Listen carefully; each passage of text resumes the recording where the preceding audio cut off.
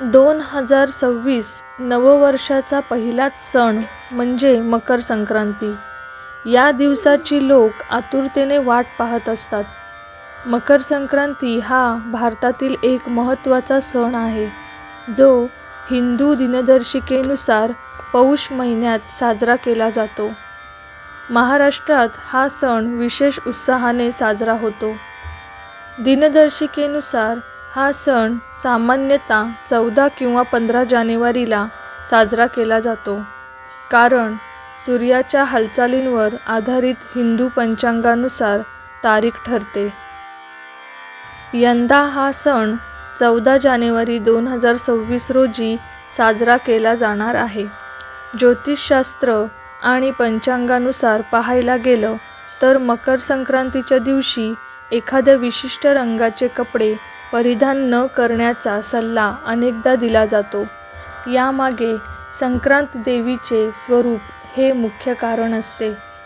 यंदा मकर संक्रांतीला कोणत्या रंगाचे कपडे परिधान करणे वर्ज्य मानले जाईल? ज्योतिषींच्या माहितीनुसार यंदा 2026 मध्ये संक्रांतीच्या दिवशी पिवळ्या रंगाची साडी नेसू नये, असे का म्हटले जात आहे?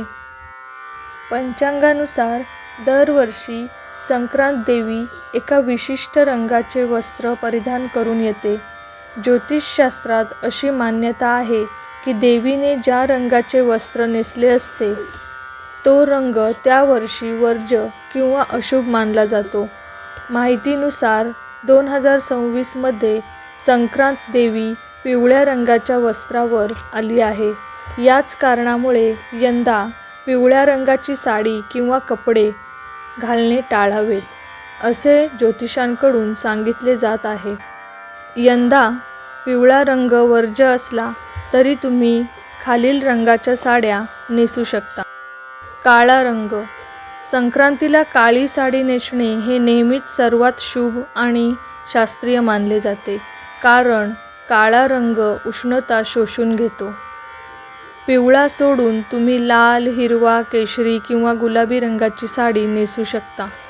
थोडक्यात सांगायचे तर यंदा संक्रांत देवीने स्वतः पिवळे वस्त्र परिधान केले असल्याने आपण तो रंग टाळून देवीचा सन्मान राखतो आणि संभाव्य दोष टाळतो, अशी धार्मिक समजूत आहे.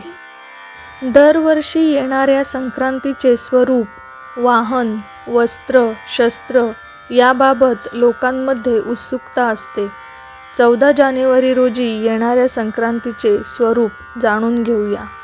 भारतीय संस्कृतीत मकर संक्रांतीच्या पंचांग स्थितीतून येणाऱ्या वर्षाचा अंदाज बांधला जातो. ज्योतिषशास्त्रीय गणना आणि पंचांगानुसार जेव्हा सूर्य मकर राशीत प्रवेश करतो, त्यावेळच्या ग्रहस्थितीवरून संक्रांतीचे स्वरूप ठरते. 2026 ची संक्रांत ही अनेक अर्थांनी विशेष ठरणार आहे. यंदाची संक्रांत नंदा या नावाने ओळखली जाईल. संक्रांत घोड्यावर स्वार होऊन येत आहे. तिचे उपवाहन सिंह आहे. संक्रांतीने पिवळे वस्त्र परिधान केले आहे. संक्रांतीच्या हातात गदा हे शस्त्र आहे. तिने कस्तुरीचे लेपन केले असून हातात जाईचे फूल आहे.